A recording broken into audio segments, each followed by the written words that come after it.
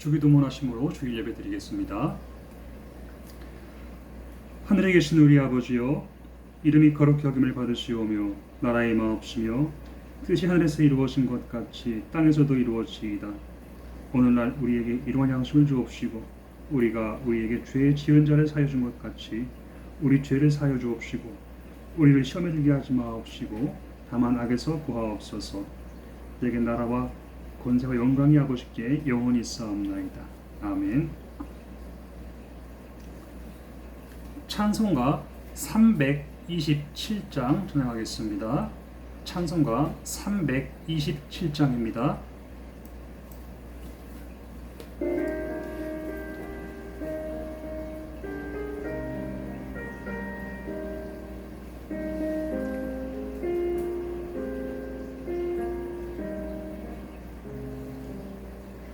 주님 주실 화평 믿음 얻기 위해 너는 정성껏 기도했나. 주의 제단 앞에 모두 바치기 전 복을 받을 줄 생각 마라. 주의 제단에 삼제사 드리는 위에 주의 맘을 주정하니. 주의 뜻을 따라 그와 동행하면 영생 복락을 누리겠네. 주의 밝은 빛에 항상 활동하며 선한 사업을 힘쓰겠나. 자유 얻으려면 주의 뜻을 따라 너의 모든 것 희생하라. 주의 제단에 삼제사 드리는 위에 주의 맘을 주정하니.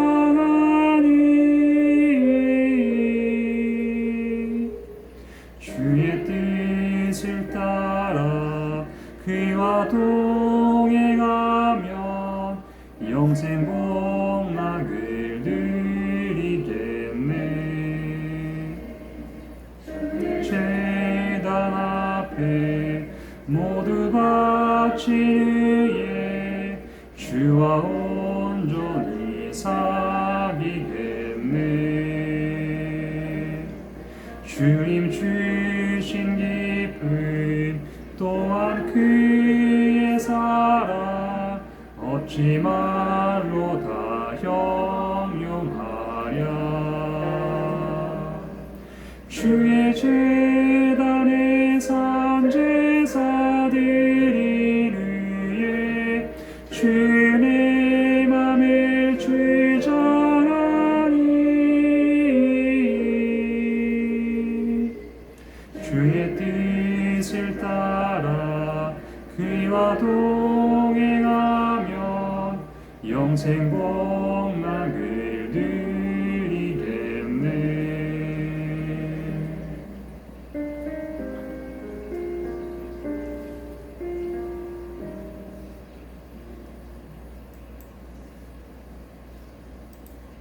기도하겠습니다. 주오신 하나님, 혹독한 무더위 가운데 우리 믿음의 가족들을 돌보아 주시고 닫힌 문이 열리게 하사 여호와의 집에서 예배할 수 있도록 은혜 주심을 감사드립니다.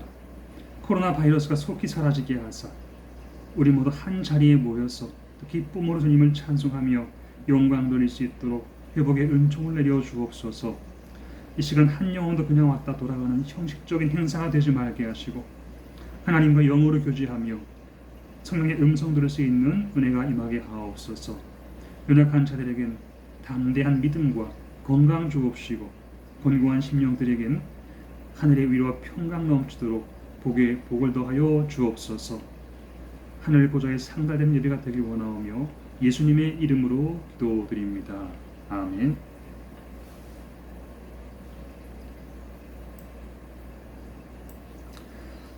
하나님이 오늘 우리에게 주신 말씀은 이사야서 49장 14절로 17절입니다. 제가 가진 책으로 구약성경 1029페이지에 있습니다. 이사야서 49장 14절로 17절 말씀을 봉독하겠습니다.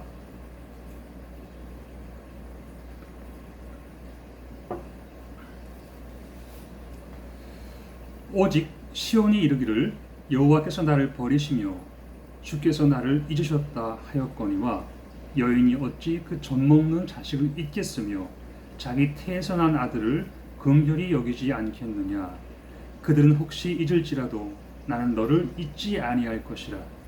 내가 너를 내 손바닥에 새겼고 너의 성벽이 항상 내 앞에 있나니 내 자녀들은 빨리 걸으며 너를 헐며 너를 황폐하게 하던 자들은 너를 떠나가리라. 아멘. 오늘은 내 어찌 너를 잊겠느냐라는 제목으로 여러분들과 말씀을 나누려 합니다. 이 시간 사람의 이야기가 아니라 하나님의 음성이 여러분들의 가슴 속에 새겨지기를 소원합니다. 자식이 없는 어느 부부가 고아원에서 아이를 하나 데려다가 키우게 되었습니다. 어느 날 침대 밑에 넣어두었던 과자 봉지가 사라져서 그 아이가 훔쳐 먹었을 것이라고 생각했습니다. 그래서 아이에게 네가 과자를 훔쳐 먹었냐고 물어봤어요. 아이는 절대 내가 아니라고 말했습니다. 그러나 이 부부는 이렇게 거짓말하는 아이를 키울 필요가 없다는 마음을 먹고 아이를 다시 고아원으로 돌려보냈습니다. 그리고 나서 얼마 후 장롱 뒤에서 바스락거리는 소리가 나서 보았더니 쥐가 그 과자 봉지를 끌고 가서 갉아먹고 있더라는 거예요. 그제서야 부부는 아이쿠 우리가 몹쓸 짓을 했구나 반성하며 아이를 도로 데려와서 키우게 되었다고 합니다. 이처럼 오해로 인해 누군가 상처를 입고 불행해질 수도 있는 것입니다. 오해하면 사람과 사람 사이 관계가 깨지게 돼 있어요. 적극적으로 오해를 풀어서 좋은 관계로 만드는 것이 우리 신앙을 바로 세워가는 것입니다. 그러므로 오해하지 말고 이해할 수 있기를 바랍니다. 어떤 분이 말하길 도저히 이해가 되지 않으면 오해에서 3을 빼라고 하더라고요. 오해하지 말고 이해할 수 있는 성도 되시길 축원합니다. 이사야 49장에 보니까 이스라엘 민족이 큰 오해를 했어요. 내용은 이렇습니다. 하나님의 극진한 사랑을 받던 이스라엘 백성들이 바벨론의 침공을 당하게 되었습니다. 이 일은 곧 하나님보다 우상을 더 신뢰했던 결과인 것입니다. 이스라엘 역사를 보면 바벨론 침공 이전에도 잠시 나라를 빼앗기기도 하고 도로 찾기도 했어요. 이스라엘은 이미 여러 나라들의 침략을 당해봤습니다. 그러나 바벨론의 침공은 이전과 스케일이 다릅니다. 70년 동안 바벨론에 끌려가서 포로 생활을 경험하게 되었어요. 70년이라는 시간도 엄청나지만 포로 생활 중에 당한 일들은 말로 다 표현할 수 없을 만큼 참담했습니다. 바벨론이 무슨 짓을 했냐면 이스라엘 왕의 두 눈을 뽑아버렸습니다. 백성들이 믿고 의지하던 왕인데 왕을 앞에다 무릎 꿇려놓고 백성들이 보는 가운데서 왕의 두 눈을 뽑았습니다. 그 다음에 코를 꿰고 철장으로 묶어서 동물 끌고 가듯 바벨론으로 질질 끌고 가는 거예요. 그리고 이스라엘 자녀들은 노예로 끌려갑니다. 기껏 공부시켜놓고 정성껏 키워놓은 자식들 중에 쓸만한 자식은 다 잡아서 노예로 끌고 가는 거예요. 집과 밭의 소유권도 다 넘어가게 되고 자식들도 빼앗기고 아내들까지 다 뿔뿔이 흩어집니다. 가족을 잃어버리고 왕도 잃고 더 나아가서 예루살렘 성벽이 무너졌습니다. 이스라엘 민족에게 예루살렘 성벽은 그냥 담벼락이 아니에요.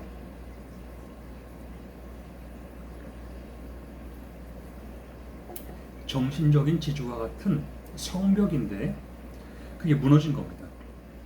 이런 엄청난 일을 당한 백성들이 과연 하나님에게 가진 감정이 무엇일까? 우리와 입장을 바꿔놓고 생각해보면 이해가 될 것 같아요. 우리 부모님들은 정말 열심히 살았습니다. 최선을 다해 자식을 길렀습니다. 보람되게 살았습니다. 젊은이들은 내가 이 나라에 태어난 것을 감사하고 대한민국 군인으로서 자부심을 갖고 긍지를 여기며 살아왔는데 어느 날 갑자기 모든 것이 다 무너졌다? 재산도 빼앗기고 건강도 잃어버리고 나라는 엉망이 되고 여인들은 침략자들에 의해 딴 데로 팔려가고 자식은 노예로 끌려갔다고 우리가 한번 생각해 봅시다. 과연 이런 일을 당하도록 그냥 놔두신, 그냥 바라만 보고 계신 하나님을 향하여 여러분은 어떤 감정을 가질 것 같습니까? 오늘의 본문 말씀 이사야 49장 14절이 이 엄청난 일을 당한 이스라엘 백성들의 감정입니다. 오직 시온이 이르기를 여호와께서 나를 버리시며 주께서 나를 잊으셨다. 하나님이 우리를 버리지 않았으면 어떻게 이런 일이 일어날 수 있냐는 거예요. 누구든지 이러한 입장에 처하면 10중 8구 그런 말을 할 수 있을 겁니다. 내가 전심으로 하나님을 섬기고 또 헌신하며 살아왔는데 하루아침에 모든 게 다 무너졌다? 자, 그렇다면 감사가 나오겠습니까? 하나님이 어떻게 이럴 수 있는가? 하나님이 나를 버린 게 아니냐? 바로 이 감정이 하나님을 향한 이스라엘 백성들의 마음이었습니다. 그러나 하나님은 이스라엘 백성들에게 너희가 크게 오해했다고 말씀하세요. 오해하면 믿음이 사라집니다. 오해하면 신앙을 잃어버립니다. 그러다 보면 하나님의 존재 자체를 불신하게 될 수 있어요. 그러므로 오해를 풀어서 좋은 관계로 회복시키는 것이 신앙인의 바른 자세인 줄로 믿습니다. 이스라엘 백성들은 하나님에 대해서 크게 오해했어요. 눈앞에서 빼앗기고 없어지니까 당장 생각하는 것이 무엇이냐 하면 하나님이 나를 잊으셨다.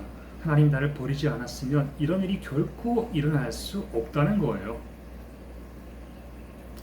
그러나 하나님이 말씀하십니다. 너희들이 크게 오해한 것이다.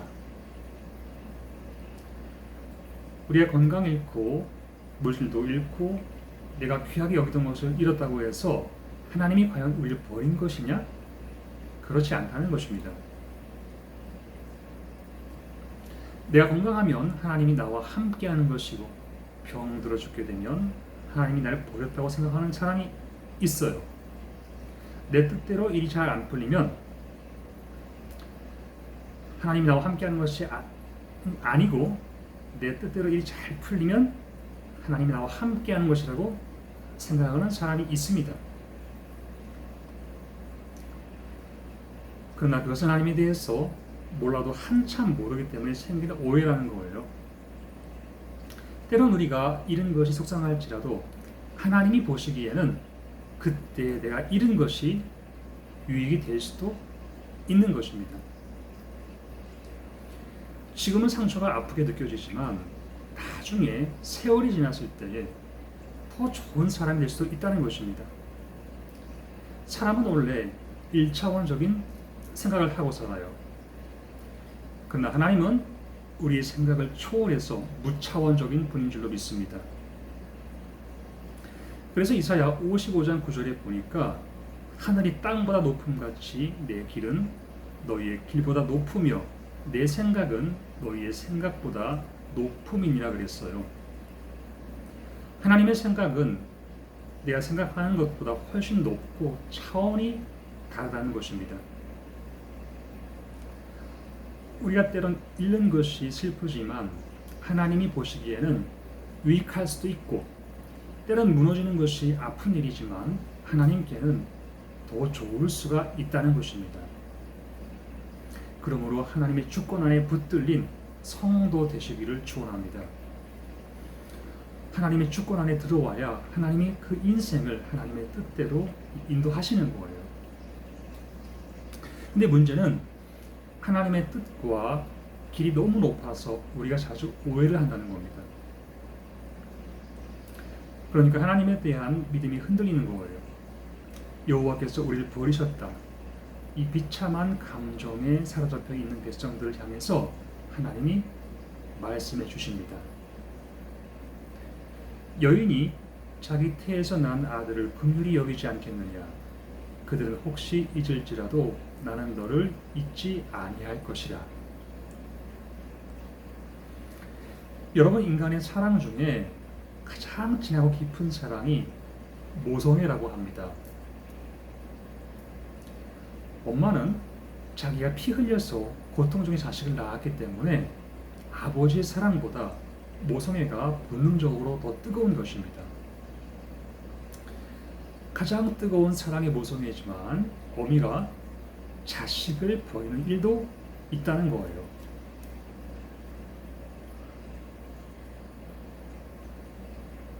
실제로 성경에 보면 정말 너무너무 배고파서 자식을 삶아 먹은 어미도 있습니다. 혹은 자식을 자기가 믿는 신에게 기도 제목이나 서원 제목을 응답받기 위해서 제물로 태워 죽인 부모들도 있었습니다. 물론 구약시대이긴 하지만 성경 안에 이런 일들이 기록되어 있어요. 지금은 어떻습니까? 방법은 다르지만 지금도 버려지는 아이들이 있습니다. 서울 관악구에 가면 어느 교회에서 운영하는 주사랑 공동체라고 있는데 이것은 버려진 아기들을 돌보는 기관입니다. 아기를 낳았지만 불가피한 사정으로 인해 키울 수 없는 경우가 있잖아요. 원치 않는 임신이라든지 미혼모라든지 안타까운 처지의 여인들이 있습니다. 이런 엄마들이 갓 태어난 아이를 베이비 박스에 담아서 문을 열고 집어넣으면 자동적으로 울리는 그 벨 소리 듣고서 사람이 나와서 아이를 받아갑니다. 1년 평균 200명의 아기들이 여기에 버려진다 그래요. 이와 같이 인간의 사랑 중에 가장 뜨거운 어머니의 사랑도 때론 그 위급한 상황 앞에서 흔들릴 수 있다는 거예요. 절박한 상황 앞에서는 어머니의 사랑도 실패할 수 있습니다. 그러나 나 여호와 하나님은 그렇지 않다고 말씀하고 계세요. 내가 절대 너희들의 그 말을 용납할 수 없다고 말씀하고 있는 것입니다. 세상 사는 게 힘들고 또 취업도 안 되고 직장 생활이 어렵고 수많은 걱정거리가 한꺼번에 몰려올지라도 주님은 우리에게 말씀하십니다. 너희를 향한 나의 사랑을 의심하지 말라. 그것이 너희들이 사는 믿음이고 이 어려운 때를 이길 수 있는 극복의 믿음이다. 이사야 49장을 통해서 오늘 우리에게 이 말씀을 하고 계신 줄로 믿습니다. 하나님은 아주 쉬운 예를 들어서 우리에게 시청과 교육을 하고 계세요. 하나님의 뜻과 길은 높아서 우리가 이해하지 못하기 때문에 쉽게 알아들을 수 있도록 가르쳐 주시는 겁니다. 마치 어린아이들을 앉혀놓고 시청과 교육을 하는 것처럼 자세히 말씀해 주고 계세요. 16절에 보니까 하나님이 손바닥을 펴시면서 말씀하십니다. 이것 좀 봐라. 내가 너희들을 내 손바닥에 새기지 않았느냐. 절대로 변할 수 없는 약속을 하고 계신 거예요.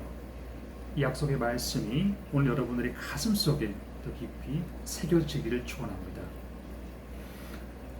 우리는 오랫동안 기도했는데 해결되지 않고 그 문제가 나를 따라다니면 하나님이 나를 잊으셨나 보다. 하나님이 나를 버리셨나 보다. 이런 생각을 합니다. 내가 이토록 노력하는데 하나님이 왜 응답 안 해주실까? 하나님에 대해서 섭섭함을 느끼는 것이 사람의 마음이에요. 그러나 확실한 것은 부모는 자식을 버릴지라도 하나님은 절대 우리를 버리지 않으신다는 것입니다. 여러분, 제비가 그 둥지 새끼를 낳고 나면 하루에 몇 번씩 집 밖으로 들락거린지 아십니까?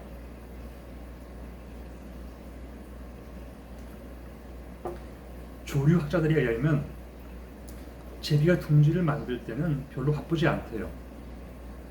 그러나 새끼가 딱 태어나는 순간부터 정신없이 바빠지기 시작하는데 하루 평균 250번을 왔다 갔다 한다는 거예요. 먹이 잡으러 다니는 겁니다. 먹이 활동을 하다 보면 혹시 뱀이 둥지에 올라오지 않았을까? 걱정스러운 마음에 빨리빨리 잡아가지고 빨리 날아가다 보니까 하루에 250번을 왔다 갔다 한다는 거예요. 그리고 제비는 자기 새끼를 정확하게 분별할 수 있다고 합니다. 처음에는 그 눈으로 봐서 자기 새끼인가 아닌가를 분별합니다. 그리고 짹짹거리는 소리를 입력시켜 놔서 내 새끼인지 내 새끼가 아닌지 분명히 알 수 있다 그래요. 둥지 안에 다른 새끼가 들어와서 입을 벌린다 할지라도 두 가지를 정확하게 감지해내서 먹이를 하나도 안 준다고 합니다. 눈으로 볼 때 내 자식이어야 먹이는 것이고, 귀로 들을 때 내 자녀의 음성이어야 먹여주는 것입니다. 자, 이와 같이 하나님도 성도들을 분별하십니다. 세상의 수많은 사람들 중에 하나님의 자녀된 성도들을 정확히 구별하세요. 하나님 십자가의 피로 우리를 기억하는 분이십니다. 하나님이 아들 예수 그리스도와 우리를 맞바꿔서 하나님의 자녀로 낳으셨기 때문이에요. 그러므로 예수 그리스도의 영이 내 안에 있는 사람은 하나님의 자녀입니다. 예수님을 영접했으면 하나님의 자녀가 된 거예요. 그리스도 피의 흔적이 우리에게 있느냐 없느냐 이걸 보고서 하나님이 그 자녀들에게 음성을 들려주시고 보호해 주시는 줄로 믿습니다. 어려움을 당했을 때 하나님이 나를 잊으셨나 보다 오해하지 마시고 이 말씀을 기억하세요. 내가 너의 이름을 내 손바닥에 새겨놓으라. 나를 만드시고 나와 아들을 맞바꾸신 하나님은 절대 나를 잊지 않고 버리지 않습니다. 하나님으로부터 태어난 사람, 예수의 보혈로 거듭난 우리를 백발이 될 때까지, 주님의 영원한 나라에 들어갈 때까지 하나님은 여러분들을 품고 계시는 줄로 믿습니다. 이 믿음 갖고 굳세게 나아가면 하나님이 반드시 도와주실 거예요. 이런 승리의 은혜가 여러분들의 삶 가운데 반드시 임하기를 주님의 이름으로 축원합니다. 기도하겠습니다. 살아계신 하나님, 이 시간 부족한 종의 입술을 통하여 선포된 말씀이 영혼을 살리는 생명의 만나가 되기를 원합니다. 갈급한 심령들 위해 은혜의 단비가 임하게 하시고 인생의 위기를 만날 때마다 주님이 우리의 피할 바위가 되시며 영원한 위로와 안식처가 되어 주옵소서. 주님의 손바닥에 우리를 새겼다는 약속의 말씀 붙들고 마지막 순간까지 인내하며 나아가는 믿음의 군사들이 되게 하옵소서. 때마다 일마다 도우신 주님의 은총이 늘 우리와 함께 하시길 원하오며 예수님의 이름으로 기도드립니다. 아멘.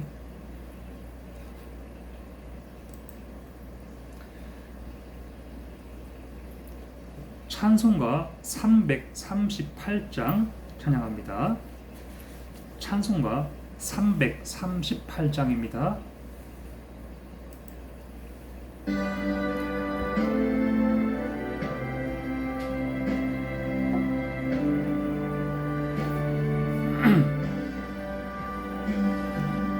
내 주를 가까이 하게 하는 십자가 짐 같은 고생이나 내 생소원을 늘 찬송하면서 주께 더 나아가기 원합니다. 내 고생하는 것 옛 야곱이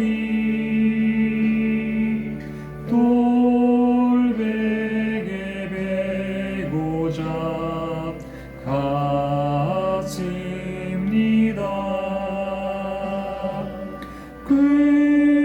그래도 소원이 늘 찬송하면서 주께 더 나아가기 원합니다.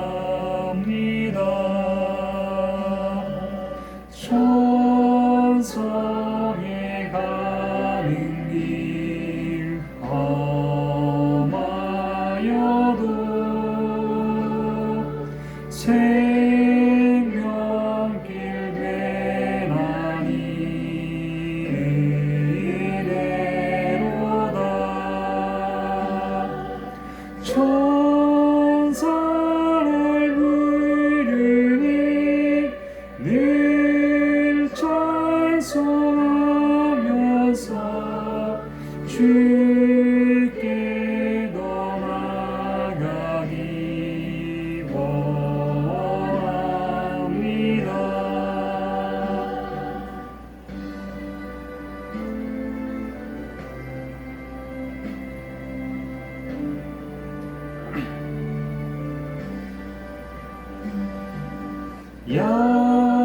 야곱이 잠 깨어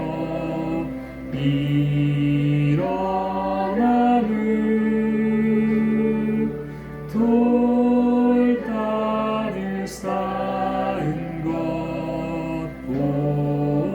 본받아서 숨쉴 때 되도록 늘 찬송하면서 주께 더 나아가기 원합니다.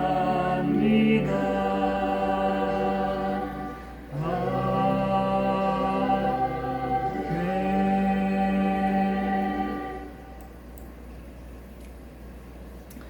수고하고 무거운 짐진 자들아 다 내게로 오라. 내가 너희를 쉬게 하리라 말씀하신 주님, 티베산 부대 장막 안에 거하는 모든 장병들과 믿음의 가족들이 하나님의 절대 주권 안에 붙들리길 원합니다.